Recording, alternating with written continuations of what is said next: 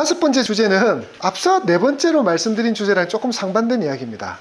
분명히 저렇게 이야기하면 주식시장에 투자하면 안 될 것 같은데 대한민국 주식시장에는 개인들이 주식시장으로 자금을 이동시키고 있습니다. 네, 지금의 이 하락이 폭락이 아니라 뭘로 보고 있는 겁니까? 조정이라고 보는가 봅니다. 4월 들어서 요구불 예금은 정기예금 이런 게 아니라 언제든지 찾을 수 있는 형태로 맡겨놓은 예금과 수시 입출식 저축성예금 MMDA라 그러죠. 이 잔액이 24조 원 빠졌습니다. 24조 원이 줄었는데 이게 어디로 갔는가 봤더니 주식시장으로. 게다가 예금이 빠진 것도 많이 빠졌네 싶은데 뭐까지? 신용대출은 또 동시에 늘었습니다. 그러니까 예금에 있는 거 빼서 어디로? 주식시장으로 간 것도 더불어서 자, 지금은 매수할 때다 싶어서 증권사를 통해서 뭘 일으키는 겁니까? 신용을 일으키는 거죠. 신용을 일으킨 게 전월 대비 한 달 사이에 1조 2천억 정도가 증가했습니다. 자, 그러면 어디 자금이 갔는지 구체적으로 확인하니까 국내 증시에서는 동학개미들이 4월 들어서 15일까지 지금 15일 동안입니다. 그러면 실제 거래일은 10일이 채 안 됩니다. 10일 정도 될 겁니다. 얼마를 매수했습니까? 5조 원. 24조 중에서 얼마가 5조 원 여기로 왔다. 그런데 여기서 중요한 사실이 이겁니다. 3월 내내 한 달 동안 개미들이 코스피에서만 얼마를 매도했다? 3조. 코스닥 매도는 더 많이 했겠죠. 자, 그런데 이랬던 것이 코스닥까지 합치면 5조 매도하다가 갑자기 몇 조로? 5조 순매수로 15일 만에 돌아섰으니 실제로는 엄청 드라마틱한 변한 겁니다. 게다가 국내 증시만 산 게 아닙니다. 또 어디에? 미국 증시에도 엄청 샀습니다. 한국예탁결제원에 따르면 지난 한 주간 얘들은 또 10일간입니다. 4월 4일에서 10일 그러니까 이거 일주일이죠. 일주일간 미국 주식 순매수액이 몇 조? 2조 7천억이라는. 그래서 2주 전에 비해서 5배가량 증가했습니다. 결국 이 말은 동학개미든 서학개미든 지금 자기 있는 돈 다 빼서 어디로 넣고 있다는 거예요? 주식에다 넣고 있는 거죠. 글쎄요, 정확한 결과는 모르겠지만 동학개미는 그나마 괜찮은 것 같은데 서학개미들은 지금 죽음을 맛보고 있을 것 같습니다. 이때 시점에 들어간 미국 주식들이 다 또다시 더 밑으로 바닥을 파고 있거든요. 한국 주식은 그나마 반등한 게 꽤 많죠. 자, 그래서 동학개미가 지금은 조금 더 행복한 장이 아닐까 이런 생각이 듭니다. 제가 주도 업종이 없어서 이번 장에 투자할 만한 게 참 안 보인다 했는데 드디어 주도 업종이 보이는가? 이런 겁니다. 자, 여섯 번째 주제는 한국 증시는 ABC 업종이 주도주가 되는가라는 주제입니다. 자, ABC 업종 이렇게 말해서 뭔가 이랬는데 참 사람들이 말을 잘 만들어냅니다. 우리 예전에 2000년대 중국에 할 때는 차화정 이야기했고 그리고 얼마 전에 대조영 이야기하고 그러다가 지금 이제 드디어 ABC 나왔습니다. 자, 이 ABC가 뭔가 이랬더니 A는 AI, 인공지능을 말하고요. B는 바이오를 말하고 C는 화장품, 코스메틱을 말합니다. 자, AI가 왜 이렇게 중심이 된가 했더니 제가 지난주 수업에 말했죠. 앞으로 대선 정치인들을 테마주를 보지 말고 뭘 보자 했죠? 정책 테마를 보자 했잖아요. 누가 대통령이 되든지 간에 대선 후보들은 AI를 산업을 발전시키겠다고 공약을 걸 거고 그러한 부분들이 시장에서 엄청 그러한 기업들이 시장에서 주목받을 거라고 한 거 지난주 이야기했던 거 기억나실 겁니다. 그래서 지금 AI가 그들이 정책으로 내세우지 않아도 사실 AI는 앞으로 미래 성장에서 가장 중요한 성장 산업이니까 지금 본질적으로 성장 산업으로 주목받아야 될 상황에 대선 공약이 붙어서 지금 주목받는 기업이 된 거죠. 그래서 제가 지난번에 솔트룩스 이야기했는데요. 솔트룩스와 셀바스 AI 이런 기업들이 지금 특히 솔트룩스는 87% 급등을 했습니다. 자, 그리고 바이오입니다. 바이오는 정책 테마는 아니고요. 이 자체적으로 호재가 너무 많습니다. 제가 예전에 우리나라 바이오에 관련된 기업은 지오라 그랬죠. 지금은 빅파마랑 엄청난 계약들을 하면서 알테오젠, ABL 바이오, 그리고 펩트론이 곧 기술 이전 계약을 곧 앞두고 있다는데 이런 기업들이 엄청난 계약들을 하면서 구체적 성과가 나오면서 바이오주들이 급등하고 있습니다. ABL 바이오가 지금 몇 주 사이에 89.6% 올랐네요. 오늘 또한 ABL 바이오는 또 오르면서 지금 이전에 비해서 거의 2배가 올라 있습니다. 자, 그리고 우리가 좋아하는 펩트론, 얘도 엄청나게 올랐죠. 자, 펩트론은 오늘 떨어지는 것 같더니 또 올랐습니다. 자, 그리고 제가 너무나 여러분께 많이 말씀드렸던 미용기구와 화장품이 속해 있는 코스메틱 이쪽의 부분들도 지금 강력한 주도 업종이 되고 있습니다. 제가 말씀드렸죠. K-뷰티의 성장성에 대해서는 의심하지 마라. 특히 미용기계에서의 실적, 보톡스에서 필러의 실적 의심하지 말라 했는데 사상 최고가를 계속 만들고 있습니다. 그리고 화장품주는 잠시 조정을 받았다가 지금 다시 꿈틀거리고 있습니다. 이건 뒤에 종목 이야기하면서 다시 이야기하겠습니다.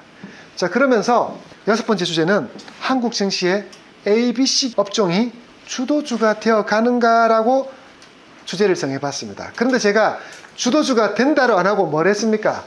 가는가라고 물음표를 해놨습니다. 제가 보기에는 이게 좀 주도주 업종이 된다면 뭐가 많이 들어와야 됩니까? 자금이 좀 많이 들어와야 되는데 제가 보기엔 아직 확실하게 자금이 들어왔다는 느낌이 안 들, 자금이 좀 거래대금이 아쉽습니다. 그래서 제가 물음표를 했는데 관심 있게 보십시오. 진짜 주도 업종이 될 수 있을 것 같고, 사실 얘들 말고는 그렇게 매력적으로 보이는 기업도 사실은 잘 안 보입니다. 이해하셨나요? 자, 7번째 주제는 제가 지난달에 이야기했던 5월 MSCI 편입 예상주에 주목하자입니다. 아까 6번째 주제와 7번째 주제는 여러분 꼭 메모해놓고 한번 잘 관심을 가지고 봤으면 좋겠습니다. MSCI는 통상 시가총액과 유동성 등을 고려해서 종목을 선별하고 그래서 편입하기도 하고 편출하기도 합니다. 이 MSCI는 모건 스탠리가 정확하게 모건 스탠리 캐피탈 인덱스라 그래가지고, 자, 모건 스탠리라는 곳에서 자기들이 펀드를 투자할 때, ETF를 투자할 때 어떤 기업에 투자할지를 바스켓으로 만들어 놓는 걸 했죠. 기억나십니까? 자, MSCI 한국 지수를 추종하는 iShares 대한민국 ETF에 추종되는 자금이 총 얼마라고요? 4조 원입니다. 그러니 이 MSCI의 지수에 편입되면 어떻게? 이 4조의 돈이 종목에 편입되는 종목은 4조 중에 일부가 들어오는 거고, 또는 편출되는 종목은 4조 중에 일부가 회수가 되니까 자금이 들어오는 기업은 주가가 급등할 여지가 있고, 그리고 편출되면서 자금이 빠지는 기업은 주가가 하락할 여지가 생기는 거죠.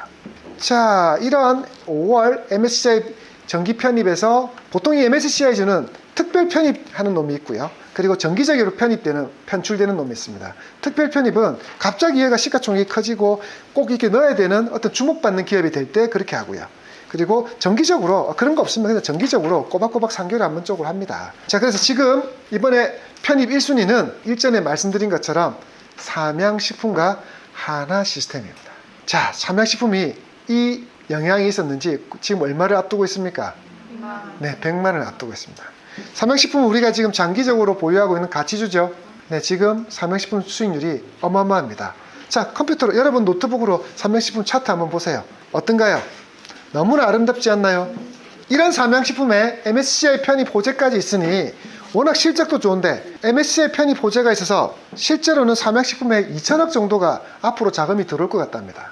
2천억의 매수가 들어오면 일시적이든 아니면 지속적이진 않다 하더라도 일시적인 주가 상승은 분명히 일어날 수 있는 규모의 자금이 되는 거죠. 자, 1순위 삼양식품과 하나시스템인데, 그러면 이런 거죠. 팀장님, 언제 그러면 됩니까? 2월과 8월은 분기 변경, 5월과 11월은 반기 변경 해가지고 총 1년에 몇 번? 4번. 그래서 보면 2월달 한 번, 5월달 한 번, 8월달 한 번, 11월달 한 번 MSCI 편입 종목이 편출이 된다. 그러니까 이때는 여러분들이 어떤 종목이 그렇게 되는지를 주목하셔야 됩니다. 아셨나요? 그럼 이번에는 2월에 하고 나서 두 번째인 5월 정기 변경 기간입니다. 아시겠죠? 자, 그러면 1순위는 삼양식품과 하나시스템인데 2순위는 누굴까? 편입 후보군 LIG 넥스원, 그리고 레인보우 로보틱스, HD 현대 마린 솔루션, HD 현대 미포입니다. LIG 넥스원은 한번 보십시오. 오늘 주가가 갑자기 폭발했습니다. 물론 LIG 넥스원이 곧 실적을 좋게 발표할 거라는, 방산주 실적이 좋을 거라는 그런 것 때문에 오른 것도 있지만, 저는 지금 이미 편입을 예상해서 사재기하는 세력이 있다고 보는 거거든요. 레인보우 로보틱스가 안 떨어져요. 그리고 레인보우 로보틱스 10분봉 한번 보세요. 레인보우 로보틱스 10분봉을 보면 아름답습니다. 지금 몇 날 며칠 동안 계속 요 가격이죠. 네, 매집하는 거죠. 징그러울 정도로 이 가격에서 계속 놔두고 있죠. 30분봉 보면 더 징그럽습니다. 지금 여기서 보면 계속 이렇게 해서 올려놓고 이렇게 가고 있습니다. 그래서 저는 뭐 이렇게 봅니다. 야, 얘도 뭐 어떻게 될지 모르니까 일봉도 보세요. 벽돌 쌓기 하고 있습니다. 자, 그래서 편입에 대한 부분들을 준비하고 있구나. 그래서 HD 현대마린솔루션, 현대미포 이 네 기업을 한번 주목해서 보고 계십시오. 그래서 다행히 나는 좋아 여기 한번 투자해 보겠어. 그러면 이게 5월 편입 전에 오릅니다. 편입하고 나면 버려야 돼요. 편입되고 나면 보통 뭐에 사서? 루머에 사서 뉴스에 파는 거예요. 그래서 이거 편입 전에 막 주가가 오릅니다. 왜? MSCI 편입이 확정되고 나서 그때 기간이 이렇게 사모으려고 하면 어떻게 되나요? 비싸요. 그러니까 예상하는 종목을 미리 사놨다가 예상대로 이가 편입되면 홀드, 예상하고 편입 안 되면 버리면 되니까 미리 사재기를 합니다. 반대로 편추로 보곤 LG이노텍과 CJ제일제당, SKC, LG디스플레이입니다. 예상했던 종목입니다. 자, 편출 종목에 대해서는 아무도 이의가 없을 겁니다. 여기에 뭐 NC소프트도 편출될 거다 이런 말도 있는데 아무튼 중요한 우린 편출은 생각 안 하면 됩니다. 그죠? 어차피 이런 종목은 우리가 안 가지고 있으니까. 자, 근데 우리는 뭐가 편입되기를 바라야 됩니까? 레인보우. 저는 그렇게 기대합니다. 얘가 편입되고 이재명 후보가 레인보우 로보틱스를 방문해서 얼마 전에 개하고 이렇게 했는데 그러지 말고 뭐랑 사람하고 손잡는 장면 한번 연출해주면 네 아주 다들 행복해지실 겁니다. 되셨나요? 그래서 5월 MSCI 지수 편입의 예상주에 주목해 봅시다. 자, 그리고 이걸 기억해 주세요. 이거는 3개월마다 한 번이니까 이 정도는 주식 투자하는 사람은 알아야 됩니다. 그래서 내가 투자하는 종목이 여기에 편입되면 굉장히 좋은 거죠. 그리고 그걸 편입을 예상하고 투자하는 것도 몇 개월 앞을 보고 예상해서 투자하는 것도 굉장히 좋은 방법입니다. 왜냐하면 이런 시총이 좀 높은 기업들, 코스피 기업들은 네, 자금이 들어와야 되는데 MSCI 지수에 편입이 되면 어떻게 되는 거예요? 이걸 우리가 패시브 자금이라는 거, 우리 작년에 수업할 때 많이 페낙계라 그러죠? 패시브 자금이 낳은 괴물이라 그래가지고 이 기업의 가치가 진짜 개떡인데도 MSCI에만 편입이 되면 의무적으로 그 비율만큼 사야 되니까 주가는 급등한다. 얼마 전에 이것 때문에 미친 듯이 급등한 기업이 뭐죠? 이거잖아요. 금양. 거래 정지가 되어 있는 이 기업이 페낙계가 나온 괴물이죠. 시총이 주가가 계속 상승하면 이 주봉입니다. 주가가 계속 상승하면서 MSCI 지수에 편입이 돼버리니까 미친 듯이 올라버려. 여기서 어쩔 수 없이 다 사야 되니까. 패시브 자금, 단순하게 MSCI 지수에 편입되면 아까 MSCI iShares 그쪽 자금만 들어오는 게 아니라 여기를 추종하는 대한민국의 ETF들도 자금이 들어와야 되거든요. 그러니까 여기에 추종해서 움직이는 ETF나 펀드는 의무적으로 저 종목을 담아야 되는 겁니다. 그래서 주가가 급등할 수밖에 없는 구조가 되어버리는 거죠. 이 기업이 좋지 않아도 MSCI 편입이 됐으니까 어떻게 해야 되는 거예요? 사야 되는 거예요.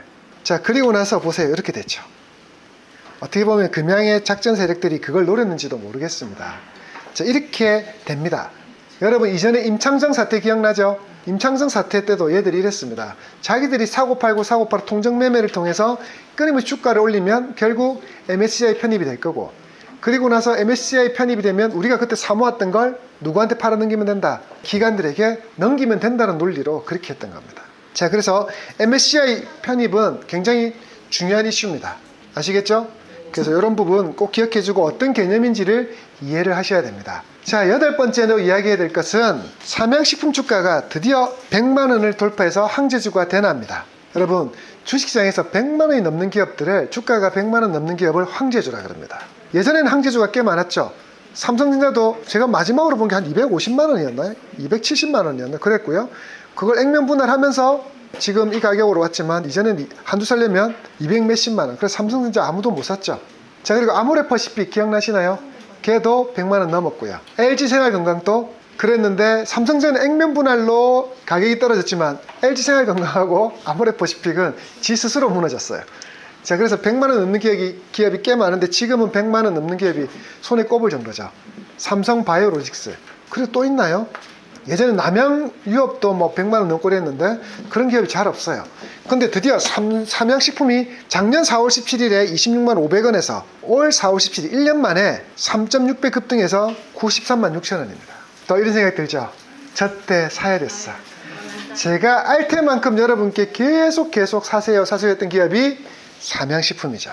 그리고 이런 생각 들죠? 그때 샀는데 아씨 빨리 팔았어. 맞죠? 여러분 그러셨잖아요. 계속 가지고 있었어야 됐어. 이런 생각이 드실 겁니다. 2012년 출시된 불닭볶음면이 전 세계 시장에서 미친 듯이 팔리면서 1년 만에 주가가 3.6배 급등하고 그리고 이제 100만 원을 눈앞에 두고 있습니다. 2024년 삼양식품 매출은 1조 7,280억 원이었고 영업이익은 얼마라고요? 3,446억 원입니다. 자, 여기서 여러분이 주목해야 될 건 영업이익이 3,446억이라는 이 수치도 대단하지만 영업이익률 보십시오. 여러분, 라면 팔아서 영업이익률 20%를 남는다는 게 말이 됩니까? 이게 정말 대단하다는 겁니다. 여러분, 과자 이런 거 팔아가지고 진짜 얼마 못 남기는데 얘들은 지금 미친 듯한 영업이익률을 내는 겁니다. 보통 이 정도 영업이익률은 화장품 회사라든지 미용기구 회사들, 이렇게 단가가 높고 필수 소비재가 아닌 좀 고가의 화장품이나 이런 기업들에서 나올 수 있는 건데 지금 얘들이 이 기록을 만들고 있다는 겁니다. 이 이익률이 너무 대단하다는 거죠. 그러면 올해도 실적이 좀 줄 것인가 했는데 올해도 줄 생각이 없습니다. 지금 또 보면 수출 데이터, 간세청이 발표한 수출 데이터를 보면 라면 수출은 역대 최저를 찍고 있습니다. 아이, 그럼 지점장님 농심도 있겠죠. 안타깝게도 농심이 그렇게 해외에서 많이 팔리진 않습니다. 최근 들어 그 신라면 툰바 조금 인기가 있기는 하지만 실제 해외 수출되는 간세청에 보고되는 라면 수출의 대부분은 삼양식품입니다. 이것 또한 역대 최대입니다. 그리고 삼양식품 이 매출이 정말 의미 있는 것은 뭐라 그랬죠? 매출이 1조 7,280억 원 중에서 해외 매출이 몇 조? 1조 3,359억 원이라는 겁니다. 라면 10개 중에 7개는 어디서 팔리고 있는 거예요? 해외에서 팔리고 있는 거예요. 그 전체 매출의 77%를 차지하고 있습니다. 그러니까 여러분 이런 거죠. 야, 삼양식품 한국에서 누가 먹나? 그리고 또 불닭볶음면 그거 그리 잘 팔리나? 한국인들은 그렇게 생각하는데 세계에서는 한국을 기억하는 방식으로 오징어 게임이 아니라 불닭볶음면을 보고 기억한다는 거죠. 여러분 혹시 아는지 모르겠는데 얼마 전 작년에 덴마크에서는 덴마크 식품부에서 사람 먹을 제품이 아니다 해서 판매 중지를 시켰습니다. 그랬더니 어떻게 된 줄 아세요? 시민들이 들고 일어났습니다. 저는 이게 가짜뉴스인 줄 알았습니다. 진짜였습니다. 거리를 점령하면서 불닭볶음면을 판매해라. 그리고 해상에서 요트까지 오면서 불닭볶음면 판매하라고 난리도 아니었습니다. 결국 다시 덴마크에서는 판매가 재개됐습니다. 그 정도의 팬덤을 가지고 있습니다. 그러니까 올해도 여전히 잘 팔릴 거라고 예상하고 있고 실제로 수출 데이터도 그렇게 나옵니다. 그랬더니 삼양식품이 만들어 족족 다 팔리니까 어쩔 수 없이 밀양 2공장을 만들었습니다. 밀양의 공장을 하나 더 만들어서 사실 라면 공장은 과자 공장에서 공장을 하나 더 만든다는 건 위험이 따릅니다. 왜냐하면 혹시 꼬꼬미형 기억나십니까? 어디서 만들었죠? 팔도에서 만들었어요. 제가 그래서 이경규가 만들어서 꼬꼬면 열풍이 불면서 팔도가 공격적으로 공장 늘렸다가 날아갔습니다. 망했죠. 늘려놨는데 안 팔리면 그 시설 투자금도 날리는 거고 그 공장에 대해서 운영 관련된 인력, 인건비도 다 날리면서 회사는 날아가는 거죠. 그래서 보통 식품 회사들이 공장을 늘리는 거 굉장히 신중합니다. 예전에 한번 허니버터칩 열풍 불렀을 때도 공장을 쉽게 안 늘리죠. 부족하더라도 많이 팔 생각 안 하고 만드는 데만 팔리는 걸로 만족합니다. 그런데 지금 삼양도 처음에는 거기에 대해서 굉장히 신중하다가 드디어 올 6월에 밀양 2공장이 완공되면서 이 전량 해외 수출한답니다. 공장 하나의 물량이 전체 다 수출한다니까 지금 이제 뭐가 늘어나는 겁니까? 예를 들면 그동안은 전 세계에 팔고 싶어도 뭐가 없었던 거예요?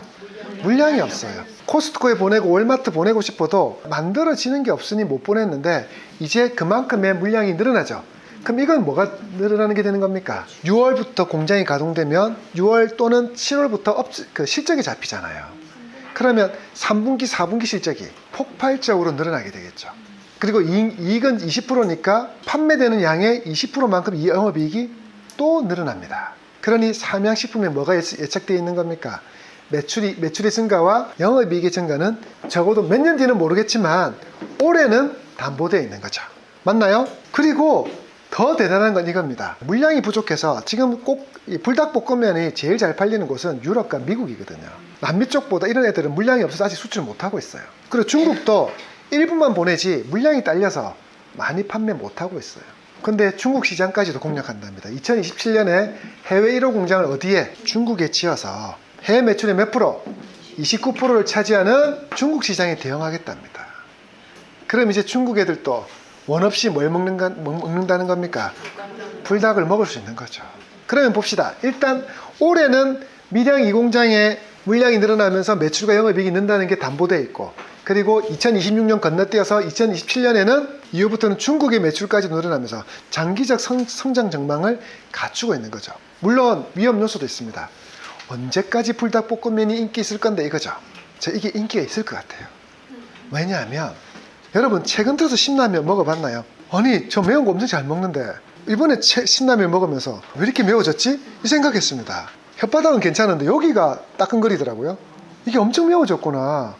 뭐지? 신라면 이렇게 매웠나? 그 생각했어요. 아, 이게 엄살이 아니구나. 해외 관광객이 한국에 가서 편의점에서 신라면 먹다가 기겁을 하는 영상들이 있거든요. 너무 맵다고. 근데 제가 오바다 싶었는데 요즘 신라면이 제 입에도 매워졌습니다. 이게 뭔가 했더니 처음에 출시된 신라면에 엄청나게 매워졌다는 겁니다. 신자가 매울 신자잖아요. 그때도 매운 라면이라고 신라면을 만들었는데 이게 엄청나게 매워진 거죠. 근데 그게 지점장님 불닭볶음면 인기하고 무슨 관계가 있는데요? 이겁니다. 사람은 한번 거기에 매운맛에 길들면 그걸 못 벗어납니다. 중독성이 있는 거거든요. 그리고 아직까지도 물량이 부족해서 매운맛을 못 본 외국인이 꽤 많아요. 그러니 시장은 향후 1, 2년간은 크게 걱정 없지 않을까. 적어도 이번 연도는 이 주식을 갖고 있어도 되지 않을까 싶거든요. 그래서 우리 삼양식품 우리의 뭐에 있나요? 포트에 있잖아요. 그래서 계속 가치주로서 제가 매도하지 않고 갖고 있는데 여기다가 지금 앞서도 말씀드린 것처럼 5월달에 뭐에 편입된다고? MSCI 지수에 편입되는 거예요. 실적도 좋은데 게다가 강제로 패시브 자금까지 들어오니 이 기업은 너무나 좋은 거죠. 자, 그러면 지점장님 지금이라도 살까요? 자, 그럼 여기서 여러분 지금이라도 살까요? 자, 우리 지금이라도 살까요 이거? 그때 그렇게 살아도 안 사다가 그때 팔지 말아도 그래 팔더니 이 가격에서 지금 사도 될까요? 사실 모르겠습니다. 자신이 없어요. 이 가격대는 뭐 확실하게 신고가 돌파도 아니고 지금 이 가격에서 제가 뭐라고 말을 못 하겠습니다. 조금 조정을 줘서 여기 61선까지 조정을 준다거나 아니면 강력하게 그냥 막 치고 나가거나 이래야 되지. 지금 이 가격에서는 제가 어떤 말도 드릴 수는 없을 것 같습니다. 근데 중요한 거 그렇다고 무시하기에는 뭡니까? 앞으로 실적이 너무 좋아요.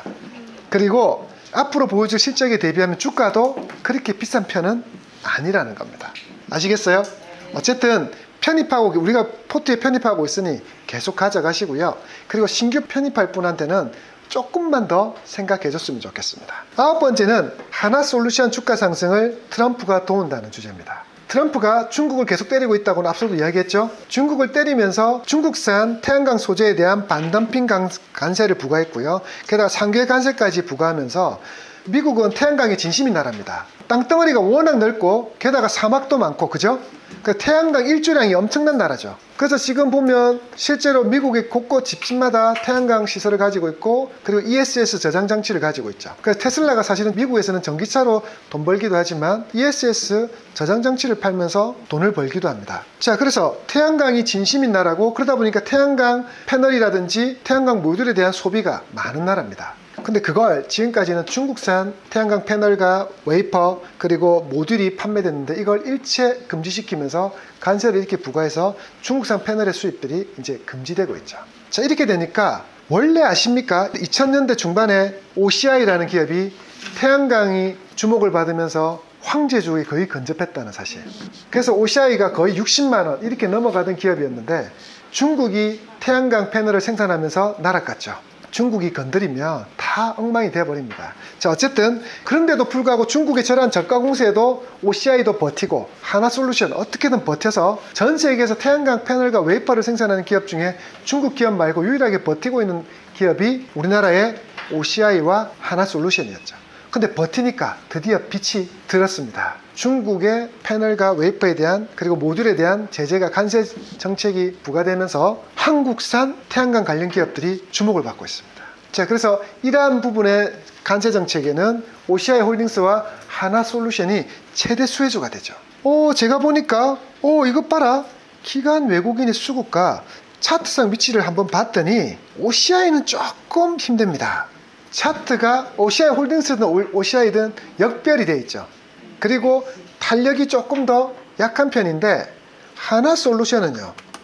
이것 봐라. 위치를 잡아가네. 그리고 흔히 말하는 우리 배웠죠. 뭘? 매물 때 우리 선 껐잖아요. 선을 껐을 때 요놈 봐라. 요거를 지금 딱 돌파하고 있네. 보이죠? 그러면서 여러분 오늘의 주식에서 얘가 3개월 고가로 떴죠. 자, 그러면서 좋은 위치로 가고 있습니다. 게다가 이걸 뚫을 때 물량까지도 이게 지금 거래 양도 좋고, 그러니 지금 이 종목이 너무 괜찮은데? 네, 이런 생각이 듭니다. 이 뒤에 나오겠지만 이번 주 추천 종목 중에서 하나입니다.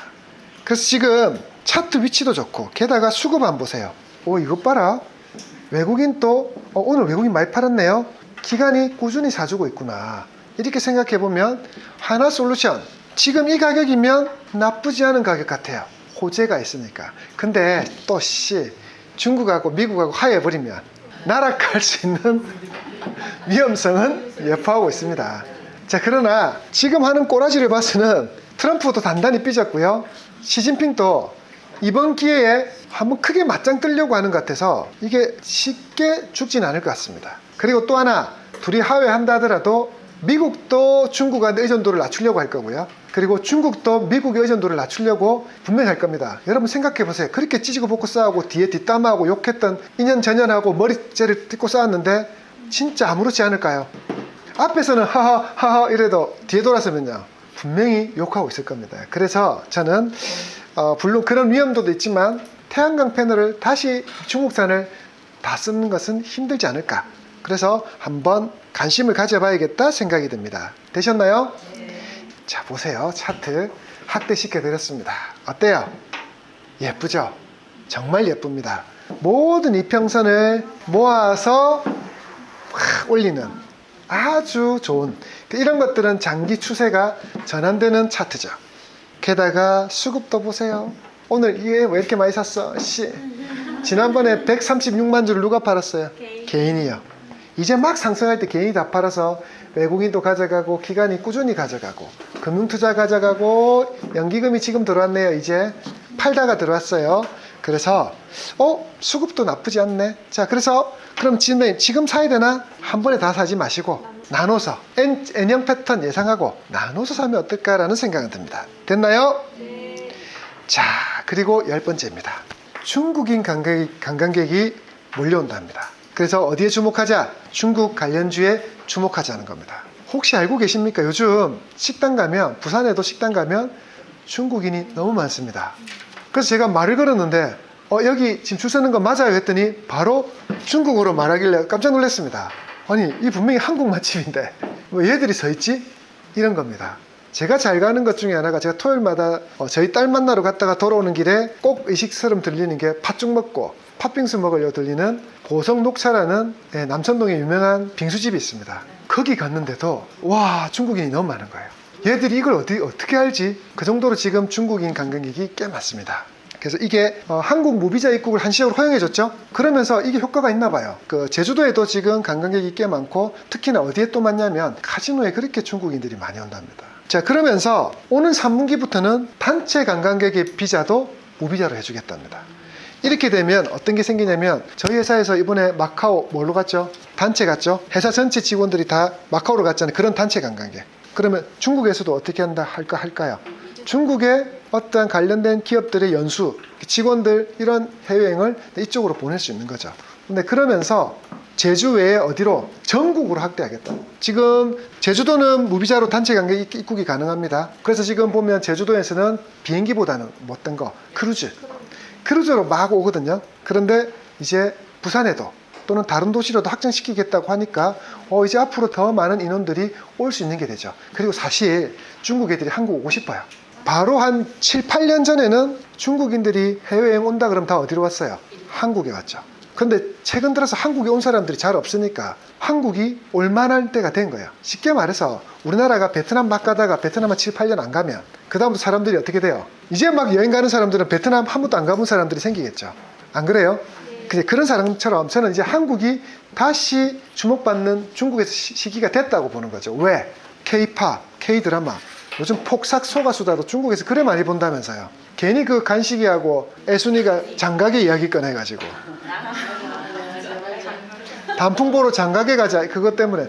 그리고 걔들은 넷플릭스도 오픈 안 돼 있는데 그걸 어떻게 보는지, 그죠? 자, 그러면서 한국에 대한 관심이 엄청 커지고 있는 거예요. 자, 그러니 저는 주목해야 될 기업으로 롯데관광개발, 파라다이스, 쿠쿠홀딩스와 화장품주로 봅니다. 자, 그럼 여러분 이해되죠? 롯데관광개발은 어떤 기업입니까? 제주도에 롯데 드림시티를 갖고 있죠. 국내 최대의 외국인 전용 카지노 갖고 있습니다.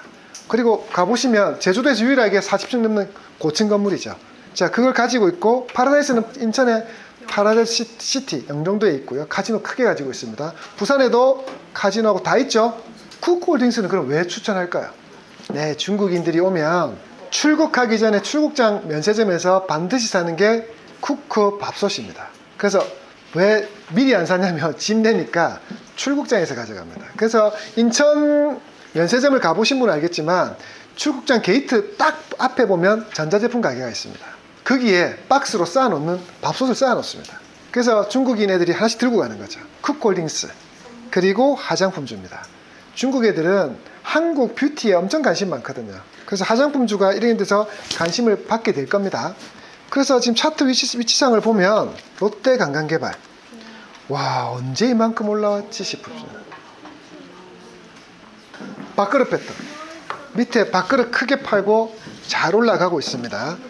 자, 그렇다고 여러분 차트만 보면 많이 올라집죠. 하루에 1%씩 오릅니다. 하루에 찔끔찔끔 이래 오릅니다. 그래도 어쨌든 아주 좋은 모습으로 가고 있고 수급도 너무 좋습니다. 자, 그 다음에 파라다이스 차트 비슷합니다. 논리가 같으니 차트도 비슷합니다. 안정적인 모습은 파라다이스 같죠? 그 다음이 쿠쿠홀딩스입니다. 쿠첸이 망하면서 이제 밥솥에서는 쿠쿠로 남아 있습니다. 제가 그래서 이건 오래전부터 제가 관찰하고 있어서 이렇게 꺼놨습니다. 자, 얘가 돌파하면 좋겠다. 돌파를 하고 있죠. 자, 근데 위에 또 뭐가 있습니까? 예, 요 매물대가 또 있죠? 자, 그럼 요거를 돌파해야지만 더 안전한 구간이 되겠죠. 자, 그러면 어떤 걸 사는 게 좋겠어요? 셋 중에서 롯데관광개발이 더 좋아 보입니다.